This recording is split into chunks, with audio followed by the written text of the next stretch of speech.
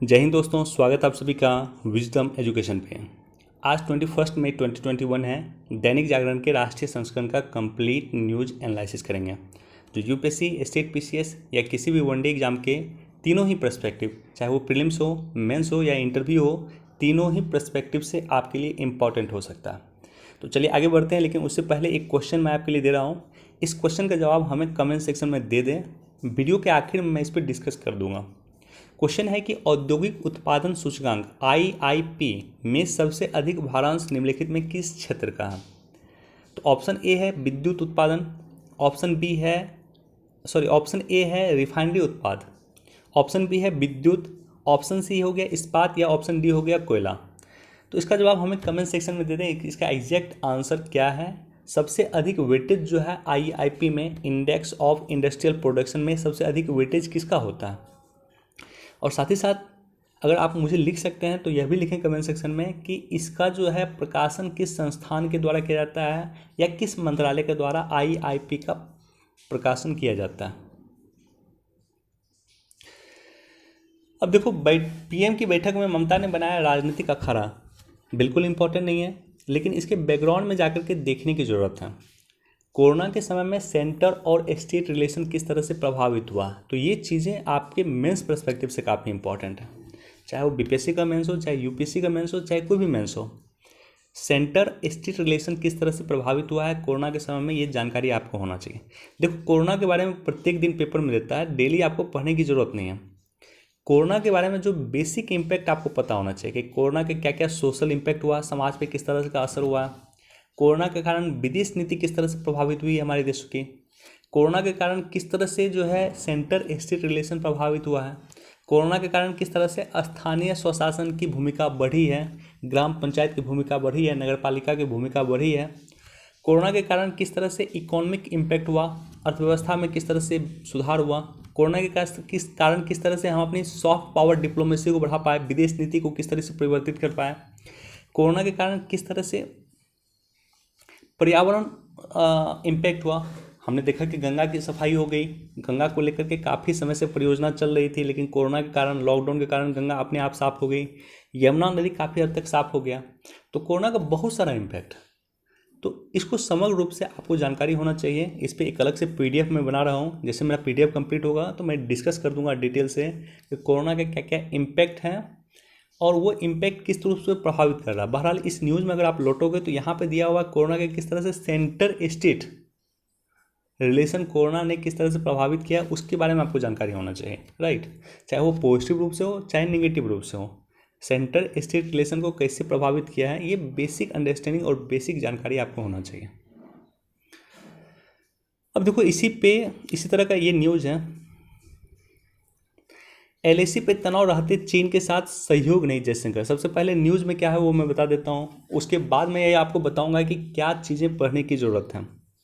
1962 में जो है हमारे और चीन के बीच में युद्ध हुआ था, और उसके बाद 1988 में 26 वर्ष के बाद किसी भारतीय प्राइम मिनिस्टर की पहली यात्रा हुई चीन की। ये यात्रा हुई भारत के तत्कालीन प्राइम मिनिस्टर राजीव गांधी के द्वारा, और वहाँ पे जाकर के उन्होंने एक एग्रीमेंट किया था 1988 में। उस एग्रीमेंट का पालन 2018-19 तक किया गया, 2020 से देख रहे हैं उसको फिर वायलेट किया जा रहा है। तो हमारे देश के विदेश मंत्री का यही कहना है कि 1988 में राजीव गांधी की यात्रा के दौरान जो सहमति बनी थी वो 30 साल तक सहमति पे काम किया गया, लेकिन पिछले वर्ष से चीन इस सहमति का लगातार उल्लंघन कर रहा है। और सीमा पे, एलएसी पे, जो चीन की सीमा है उसे हम कहते हैं LAC, line of actual control, जो निर्धारित नहीं है पूरी तरह से।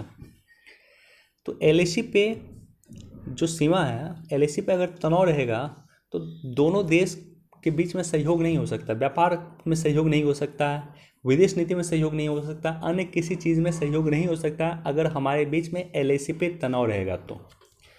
अब देखो, इस न्यूज़ के भी बैकग्राउंड में जाकर के समझने की ज़रूरत है। इंडिया चाइना रिलेशन में डिस्कस कर दूंगा डिटेल से।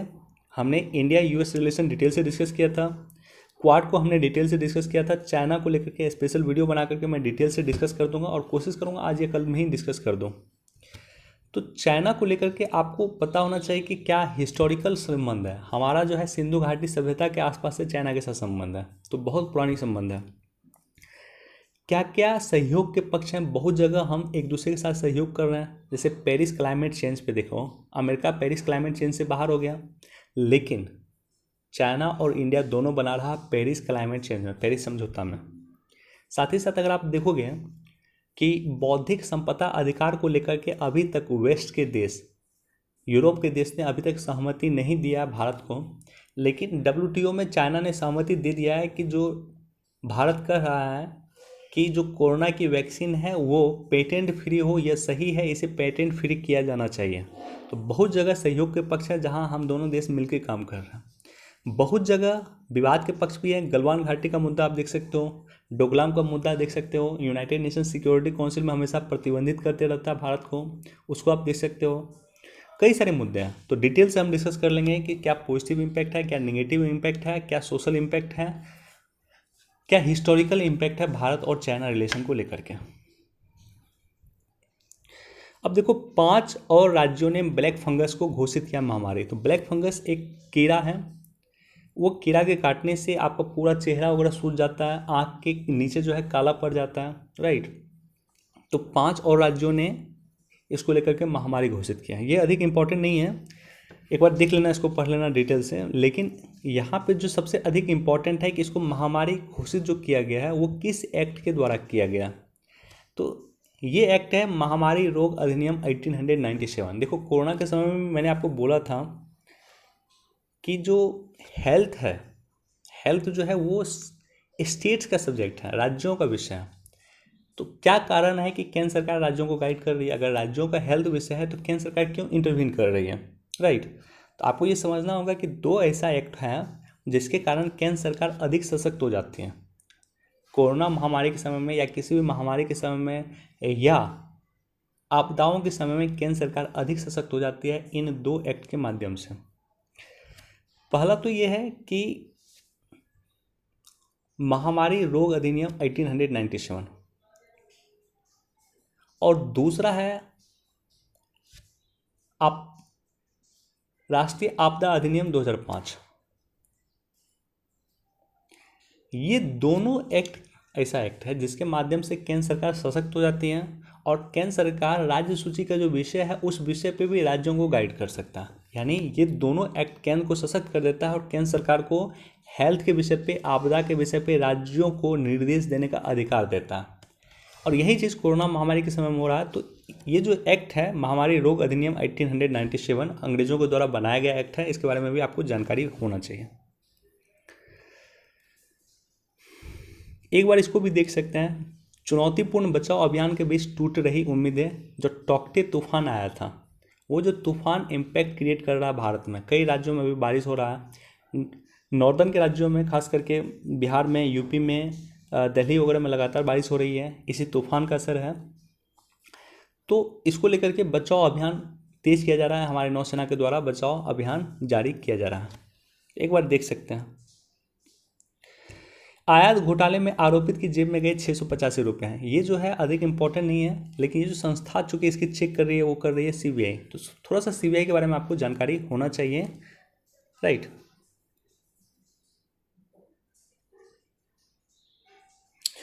देखो, ये एक दिन पहले भी मैंने डिस्कस किया था कि वर्तमान में जो सबसे बड़ी समस्या, एक तो ये ऐसा टॉपिक है जिससे यूपीएससी क्वेश्चन पूछता ही पूछता है, खास करके प्रीलिम्स में क्वेश्चन पूछना ही पूछना है। वेस्ट मैनेजमेंट, कचरा प्रबंधन। कचरा कई तरह के होते हैं और उसी में एक प्रकार है बायोमेडिकल वेस्ट। बायोमेडिकल वेस्ट, जैसे ये सिरिंज वगैरह हो गया, तो इसको जो ये जो कचरा होगा, यानी तो दवाई का जो रेपर हो गया वो हो गया, यानी तो अन्य बहुत सारी चीज़ें हो गई, पेशाब की थैली हो गई। तो ये सारे के सारे जो कचरा होता है, इस कचरा को कहा गया है बायोमेडिकल वेस्ट, राइट। सुई हो गया, सिरिंज हो गया, दवाई उवाई का जो सिरप होता है, पैकेट होता है, वो हो गया, और कई सारे मेडिकल वेस्ट हो गया। पीपी किट वगैरह भी वर्तमान में कचरा में आ गया है, ठीक है। ग्लव्स वगैरह जो यूज होता है कोरोना महामारी के समय में, वो सभी कचरा में आ गया है। तो अभी के समय में राज्यों को अगर आप देखोगे, जैसे केरल में 23.71 टन कचरा प्रतिदिन क्रिएट होता है, गुजरात में इतना होता है, दिल्ली में इतना होता है, महाराष्ट्र में इतना होता है। लेकिन सवाल ये होता है कि कचरा ठीक है क्रिएट हो रहा है, कोई दिक्कत नहीं, कचरा उत्पन्न हो रहा है। कोरोना महामारी के समय में ये कचरा बढ़ा है, निश्चित तौर पे मेडिकल वेस्ट बढ़ा है, लेकिन उसको निस्तारित कैसे किया जाए। दिल्ली में बायोमेडिकल वेस्ट को लेकर के कोई प्लांट नहीं है, तो ये सबसे बड़ी समस्या है। देखो बेसिक जानकारी याद रखना आप कि कचरा को लेकर के, बायोमेडिकल वेस्ट को लेकर के एक नियम आया था 2016 में, और इस नियम में जो है 4 श्रेणी में बांटा गया था कचरा को। नॉर्मली इसी तरह से आपको क्वेश्चन में ट्रैप कर देगा, अगर आप देखोगे प्रीवियस ईयर का पेपर तो आपको नॉर्मली इसी में ट्रैप कर देगा। जैसे 4 श्रेणी में कचरा बटा हुआ, एक ऑप्शन दे देगा कि कचरा के लिए 5 श्रेणी में बटा हुआ, तो आप यहाँ कंफ्यूज नहीं होना। 4 श्रेणी में कचरा को बांटा गया है। पहला येलो श्रेणी, इसमें पशु के अपशिष्ट, मिट्टी का कचरा, एक्सपायरी दवाएं, रासायनिक कचरा, रासायनिक तरल अपशिष्ट, सूक्ष्म जीव विज्ञान, जैव प्रौद्योगिकी, ये सारी कचरा इसमें शामिल किया गया। दूसरा है रेड श्रेणी, इसमें दूषित अपशिष्ट, ट्यूबिंग जैसे डिस्पोजल आइटम एवं कचरा, सिरिंज, पेशाब की थैली, दस्ताने इत्यादि को शामिल किया गया। ब्लू श्रेणी होगा, इसमें नुकीली धातुओं एवं अपशिष्ट को शामिल किया गया। और वाइट श्रेणी होगा, इसमें कांचे के बने हुए पदार्थों को शामिल किया गया। राइट, अब देखो ये जो 4 श्रेणी में कचरा है, नॉर्मली अगर इसको आप देखना है तो किसी हॉस्पिटल में जाओगे तो आप देखना कि 4 तरह का डब्बा भी होगा, येलो डब्बा होगा, रेड डब्बा होगा, ब्लू डब्बा होगा और वाइट डब्बा होगा। तो संबंधित कचरा इसी में रखा जाएगा और यहीं से जो है इसको निस्तारित करने के लिए भेज दिया जाएगा। तो ये तो वर्तमान है। अब इसमें देखोगे, इसको रेगुलेट करने का काम जो है सेंट्रल पॉल्यूशन कंट्रोल बोर्ड के द्वारा किया जाता है। इसके लिए वो राज्य की जो है राज्य प्रदूषण नियंत्रण संस्थान जो है या जिला स्तर पर प्रदूषण नियंत्रण संस्थान जो है उसको निर्देशित करने का काम करती है सेंट्रल पॉल्यूशन कंट्रोल बोर्ड। अब देखो चुनौती क्या, वर्तमान में चुनौती है महामारी को लेकर के कचरा का अधिक उत्पादन हो रहा है और ऐसे कंडीशन में कचरा के निपटान कैसे हो, संग्रह कैसे हो, इसके लिए अधिकारियों के समक्ष चुनौती खड़ा हो गया। निश्चित तौर पर एक बहुत बड़ा चुनौती है। अनुपालन की कमी, राज्य द्वारा कोविड-19 से संबंधित कचरे के निपटान के लिए सेंट्रल पॉल्यूशन कंट्रोल बोर्ड के जारी निर्देशों का पालन नहीं किया जा रहा है। राज्य उसको कैसे करेगा, इसको लेकर के राज्य सजग नहीं है। गैर पृथक्करण, कचरों के बीच में डिस्टिंग्विश अंतर हम नहीं कर पा रहे हैं। जैसे 4 श्रेणी में कचरा बटा गया है और हर एक श्रेणी के लिए डिस्पोजल का तरीका अलग अलग है। हर एक श्रेणी में कचरे को निस्तारण करने का तरीका अलग अलग है। लेकिन चूंकि आप कचरा को अभी पृथक्करण नहीं कर पा रहे हैं तो निश्चित तौर पे अब उसका निस्तारण कैसे कीजिएगा, डिस्पोजल कैसे कीजिएगा, इसको लेकर के समस्याएं क्रिएट हो रही हैं। अपशिष्ट को लेकर के वृद्धि हो रहा है और साथ ही साथ संबद्ध श्रमिकों के स्वास्थ्य, बहुत सारे श्रमिक जो इस काम में लगे हुए हैं, कचरा को डिस्पोजल करने में लगे हुए हैं, वो खुद कोरोना से पीड़ित हो गए। तो निश्चित तौर पे बहुत सारी समस्याएं हैं जो वर्तमान में बायोमेडिकल वेस्ट को लेकर के दिख रहा है। तो ये टॉपिक काफ़ी इंपॉर्टेंट है और साथ ही साथ जाकर के आप जितना भी कचरा से रिलेटेड टॉपिक है उसको पढ़ना। जैसे आपको ठोस सॉलिड वेस्ट मैनेजमेंट हो गया, ठोस कचरा प्रबंधन हो गया, ई वेस्ट हो गया, साथ ही साथ बायो वेस्ट हो गया, साथ ही साथ सोलर वेस्ट भी हो गया। तो बहुत सारे वेस्ट हैं। उस वेस्ट का समराइज नोट आपके पास होना चाहिए। जितना भी कचरा का पार्ट है हर एक पार्ट का एक समराइज नोट हो सकता है। प्लास्टिक कचरा हो गया, ये भी काफ़ी इंपॉर्टेंट कचरा है। देखो इस पेज पे 2 न्यूज़ है, एक तो ये न्यूज़ है और ये न्यूज़ है। दोनों न्यूज़ के बैकग्राउंड में आपको जाके समझने की ज़रूरत है। G7 देशों में भारत की भूमिका लगातार बढ़ रही है। हमने देखा है कि फ्रांस भी जब G7 कंट्री को लीड कर रहा था तो उन्होंने भारत को इनवाइट किया था। पिछले वर्ष अमेरिका G7 कंट्री को लीड कर रहा था तो उन्होंने भी भारत को इनवाइट किया था। और वर्तमान में ब्रिटेन G7 कंट्री को लीड कर रहा है तो उन्होंने भी भारत को इन्वाइट किया था। तो इसी को लेकर के G7 के स्वास्थ्य मंत्रियों की बैठक चल रही है जिसमें उन्होंने भारत को निमंत्रित किया। अब देखो ये जो न्यूज़ है कि पुराने अब और बोझ ढोने के तैयार नहीं है पुराना संसद भवन। सेंट्रल विस्टा प्रोजेक्ट के माध्यम से संसद भवन या अन्य भवन को रिकंस्ट्रक्ट किया जा रहा है। तो उसी को लेकर के ये न्यूज़ है, एक बार इसको देख सकते हैं। जो पुराने भवन हैं, आज से 100 वर्ष से अधिक पुराने भवन हैं, वो सब भवन वर्तमान की ज़रूरत की या वर्तमान की आवश्यकताओं के अनुरूप नहीं है। तो निश्चित तौर पे हमें फिर से काम करना होगा।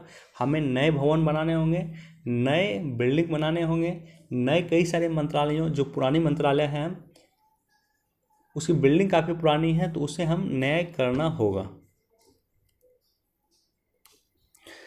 देखो प्रधानमंत्री अन्न योजना का लाभ नहीं मिलने पे राज्य व केंद्र को नोटिस। तो 2 चीज़ें यहाँ पे हैं। एक तो प्रधानमंत्री अन्न योजना के बारे में आपको बेसिक जानकारी होना चाहिए।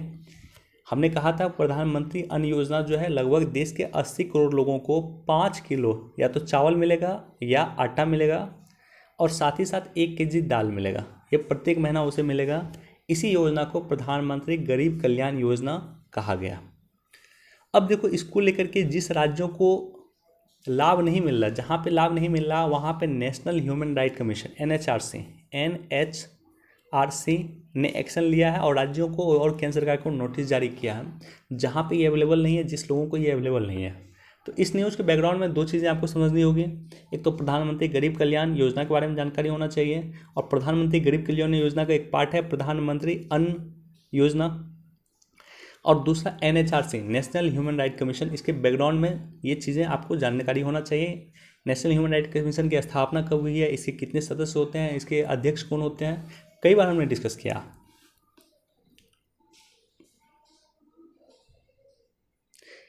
एक बार इसको भी देख सकते हैं।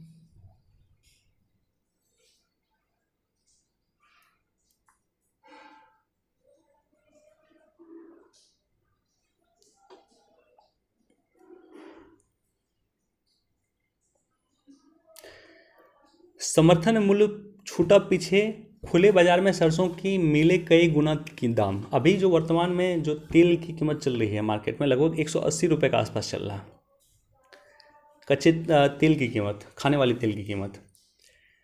खाने वाला तेल जो है खाद्यान्न तेल है, एक ऐसा चीज़ें है खाद्यान्न तेल जिसके लिए हम सबसे अधिक आयात करते हैं।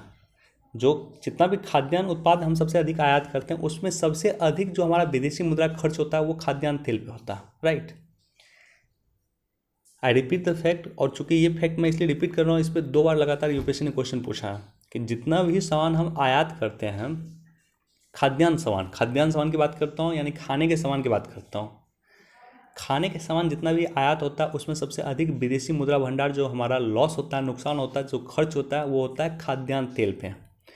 और वर्तमान में जो है, देखो, सरसों के लिए भी सरकार ने न्यूनतम समर्थन मूल्य की घोषणा किया, लेकिन सरसों का न्यूनतम समर्थन मूल्य है 4650 रुपीज़, 4650 रुपये, और खुले मार्केट में किसानों को 6500 रुपये से अधिक मिल रहा।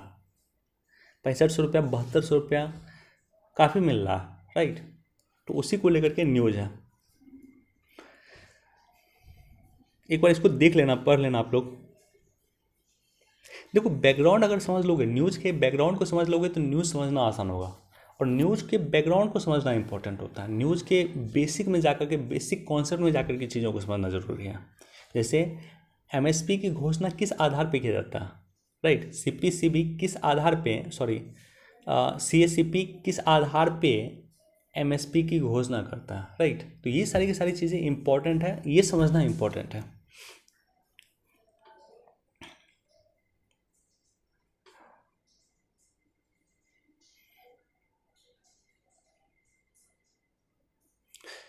एक बार इसको भी देख लेना। फंसे कर्ज के नए बोझ ने बैंकिंग सेक्टर को डराया, RBI से लगाई गुहार। तो कई सारी जगह NPA की समस्या क्रिएट हो रही है, और उसी को लेकर के सरकार नहीं, RBI बोलूँगा, RBI लोन मोरेटोरियम की घोषणा किया था, राइट, ताकि NPA की समस्या क्रिएट ना हो। तो एक बार उसी के बैकग्राउंड में चीज़ें दिया हुआ, एक बार देख सकते हैं। देखो, बाजार में पहुंचेगी आयातित दाल, बंदरगाह पे नहीं होगी देरी, क्योंकि बंदरगाह पे बहुत तरह का रिस्ट्रिक्शन है, बहुत सारी जांच हो रही है। तो उसको लेकर के सरकार ने कहा है कि अब जांच की जो सुविधा है ये ख़त्म करके इसको दे दिया गया है food safety and standard authority of India को, और यही उसका सारा का सारा निर्देश देगा।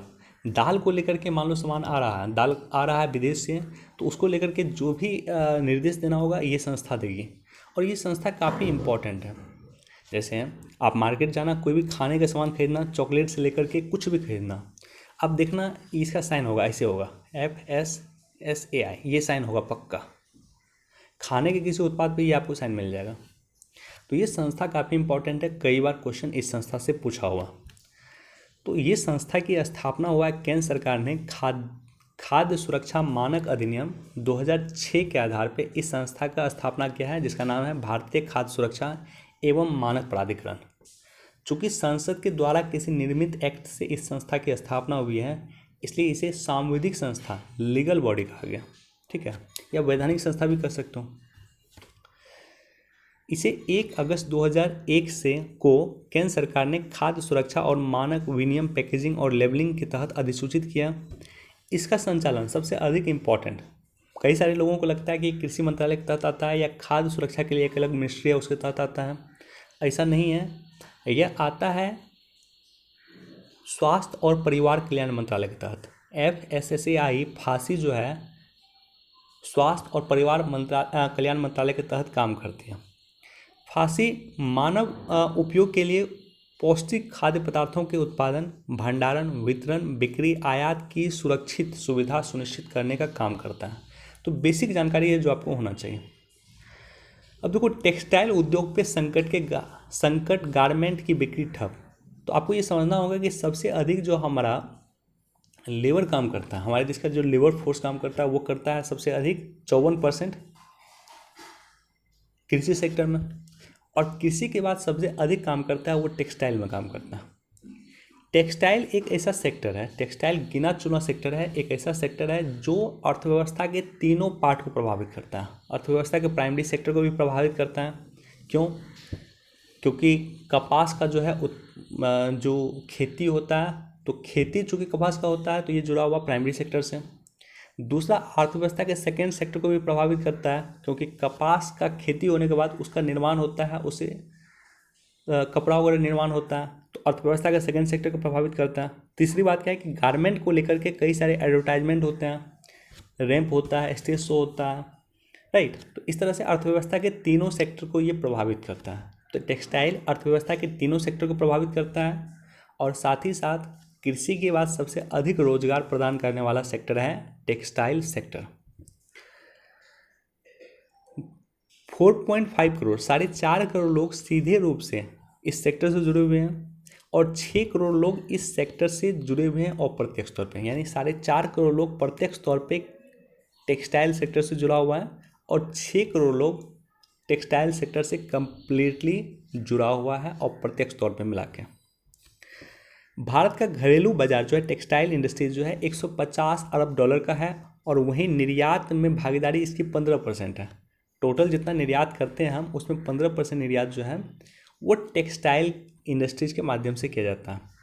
टेक्सटाइल यूनिवर्सिटी बनाने का भी प्रोविज़न है, प्रावधान है, सरकार इसको लेकर के सजग है, काम कर रही है। टेक्नोलॉजी अपग्रेडेशन के लिए 30 करोड़ तक की सब्सिडी देगी सरकार। तो ये सारे के सारे प्रोविज़न किया गया है टेक्सटाइल इंडस्ट्रीज़ को लेकर के। अभी देखो, कोरोना का इम्पैक्ट क्या है कि टेक्सटाइल इंडस्ट्री पे फिर संकट के बादल छिड़ गए हैं, तो उसी को लेकर के न्यूज़ है। तो बैकग्राउंड में चीज़ें जो है वो हमने आपके साथ डिस्कस कर दिया। एक बार इसको भी देख सकते हैं, बेरोजगारी दर 14.45% तक पहुंचा। तो एक बार बस देख सकते हैं। आज रिटायर होगा भारतीय नौसेना का पहलवा विध्वंसक पोत INS राजपूत। वनडे एग्जाम वगैरह में पूछा जा सकता है। आज रिटायर हो रहा है INS राजपूत, जो भारत का पहला विध्वंसक पोत है, जो 1977 में 17 दिसंबर 1977 को पहली बार पानी में उतरा था, राइट। लगभग 40 वर्ष सेवा देने के बाद, 41 वर्ष सेवा देने के बाद आज जो है ये फाइनली रिटायर हो रहा है।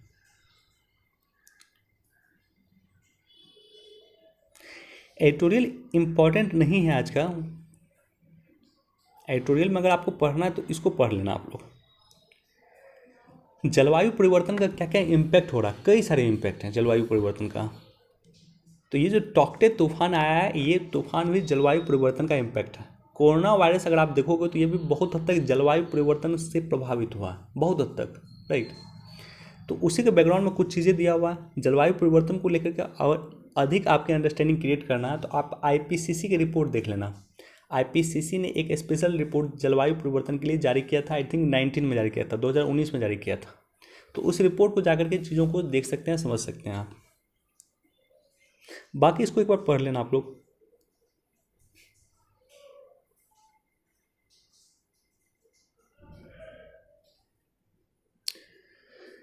एक बार इसको देख सकते हैं। दक्षिण चीन सागर में चीन और अमेरिका में तकरार लगातार होती रही तकरार। हमने क्वाड के बारे में जब डिस्कस किया था तो ऑलरेडी हमने डिस्कस किया था कि दक्षिण चीन सागर में जो है लगभग जितने भी देश हैं, 11-12 देश हैं, सभी देश के साथ चीन का विवाद है। वियतनाम के साथ चीन का विवाद है, फिलीपींस के साथ चीन का विवाद है, और कई सारे देशों को सुरक्षा की गारंटी दिया है अमेरिका ने। तो ऐसे कंडीशन में जब उनके अधिकारों का, जैसे मान लो फिलीपींस को सुरक्षा की गारंटी दिया है अमेरिका ने, और फिलीपींस के अधिकारों का अगर दुरुपयोग करेगा चाइना, तो अमेरिका वहाँ पे सामने आएगा। तो इस रूप में अमेरिका और चीन के बीच में दरकरार बढ़ रही है दक्षिण चीन सागर में।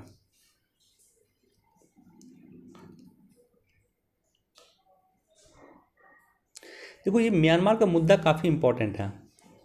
इसको लेकर के भी मैं अलग से डिस्कस कर दूंगा कि म्यांमार में वर्तमान में क्या क्या किया जाना चाहिए।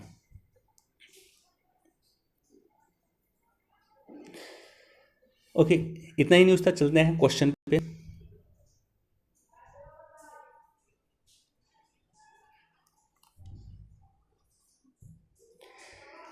देखो, IIP index of industrial protection में सबसे 8 उद्योग से संबंधित हैं, और इस 8 उद्योग का जो भारत में जितना भी इंडस्ट्रीज है लगभग 40 से 45% के आसपास भारत है।